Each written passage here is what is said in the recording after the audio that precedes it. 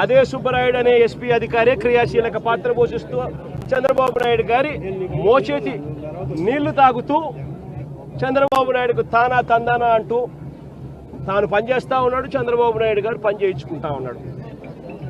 మరి ఏ అధికారికైనా కూడా ఇలాంటి ఘటనలు జరిగినప్పుడు భయం ఉండాలి. ఒళ్ళో ఉద్యోగాలు ఊడుతాయి, యూనిఫాములు ఊడుతాయి, బట్టలు ఊడుతాయి అన్న భయం ఉన్నప్పుడు ఎక్కడైనా కూడా డిసిప్లిన్ అనేది ఉంటుంది. ఎక్కడైనా కూడా ప్రజల జీవితాలతో చెలగాటం ఆడడం అనేది ఎక్కడైనా కూడా మానడం అనేది జరుగుతుంది.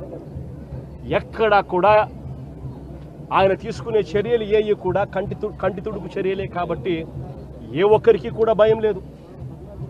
ప్రతి చోట నిర్లక్ష్యమే, ప్రతి చోట డైవర్షన్ పాలిటిక్సే. ఇంకా డైవర్షన్ పాలిటిక్స్ ఇంకా ఏ స్థాయిలోకి దిగజారిపోయాయి అని అంటే వీళ్ళు ఇదే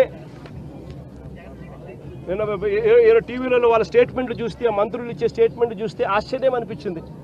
మొట్టమొదటి స్టేట్మెంట్ వాళ్ళు ఇచ్చింది, ఈ గోడ ఎవరి హయాంలో కట్టారో ఎవరు కట్టారో చూడాలంట. మొట్టమొదటి స్టేట్మెంట్ వాళ్ళు ఇచ్చింది, మంత్రులు ఇచ్చిన స్టేట్మెంట్. అంటే అది కూడా వేరే వాళ్ళ మీద తోసేయాలని చెప్పి కాదు, మీ హయాంలోనే ఈ వారం రోజుల కిందటనే గోడ కట్టారు అని చెప్పి ఎప్పుడైతే తెలుసుకున్నారో అప్పుడేమంటారు, గోడ అనేది పిల్లలతో కట్టారో, సిమెంట్తో కట్టారో, బ్రిక్స్తో కట్టారో అనేది మాకు తెలియదు కదా అంటారు. మరి తెలియనప్పుడు మీరు మంత్రుల కమిటీ కింద ఎందుకు వచ్చినారు ఇక్కడికి? ముందస్తు ఏర్పాట్లు చేయడం కోసం మరి ఎందుకు వచ్చినారు? మరి మీ సమక్షంలోనే మీరు ముందస్తు ఏర్పాట్లు చేస్తూ ఉన్న పరిస్థితుల మధ్య ఈ గోడ కట్టడం ఎందుకు చేశారు? 60-70 అడుగులు గోడ పొడుగు, 10 అడుగుల ఎత్తు, కనీసం ఒక కాంక్రీట్ పిల్లర్ లేదు. గోడ ఏ రకంగా కట్టనిచ్చినారు? కొత్త గోడ అని తెలుసు, రాత్రి వర్షం పడిందని తెలుసు. చందనోత్సవం జరిగే ప్రతిసారి వర్షం పడుతుంది, ప్రతి సంవత్సరం. ఆ సెంటిమెంట్ కూడా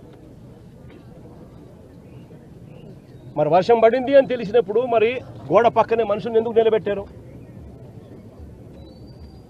ప్రతిదీ కూడా డైవర్షన్ పాలిటిక్సే. ఎక్కడా కూడా తప్పు చేసినాము అని పశ్చాత్తాపం లేదు. ఇప్పుడు ఈ కుటుంబంలో 4 చనిపోయినారు. చనిపోయి ఏదో ముఖస్థుతి కోసం అది జగన్ వస్తున్నాడు అని చెప్పి తెలిసి 25 లక్షల రూపాయలు 25 లక్షల రూపాయలు ఇచ్చే కార్యక్రమం, ఒక ఉద్యోగం ఇచ్చే కార్యక్రమం చెప్తా ఉన్నారు. నేను అడుగుతా ఉన్నా, ఇదే కుటుంబానికి నేను భరోసా ఇచ్చి చెప్తా ఉన్నా, ఇంతకుముందు ఏదైనా కూడా ప్రభుత్వం అన్నది ప్రజలకు తోడుగా ఉండాలి, ప్రభుత్వం అన్నది ప్రజలకు భరోసా ఇచ్చే విధంగా ఉండాలి. ప్రభుత్వం తప్పిదం వల్ల ఎక్కడైనా మనుషులు చనిపోయిన ఘటన ఎక్కడైనా జరిగితే అది ప్రభుత్వం తప్పిదం వల్ల, అంటే మనం ప్రభుత్వంలో ఉన్నప్పుడు జరిగిన తప్పు వల్ల జరిగితే దానికి పశ్చాత్తాపం ఉండాలి. ఆ పశ్చాత్తాపానికి ఆ కుటుంబానికి మనం ఏమిస్తున్నాము అని చెప్పి మానవతా దృక్పథంతో ఆలోచన చేయాలి. ఇలాంటి ఘటన ఇంతకుముందు విశాఖపట్నంలో జరిగితే, ఇలాంటి ఇంచుమించు ఘటనే జరిగితే గ్యాస్ ఎల్జీ పాలిమర్స్లో ఇలాంటి ఘటన జరిగితే అప్పట్లో జగన్ అనే వ్యక్తి ముఖ్యమంత్రిగా ఉన్నప్పుడు ఎంత ఇచ్చాడో తెలుసా?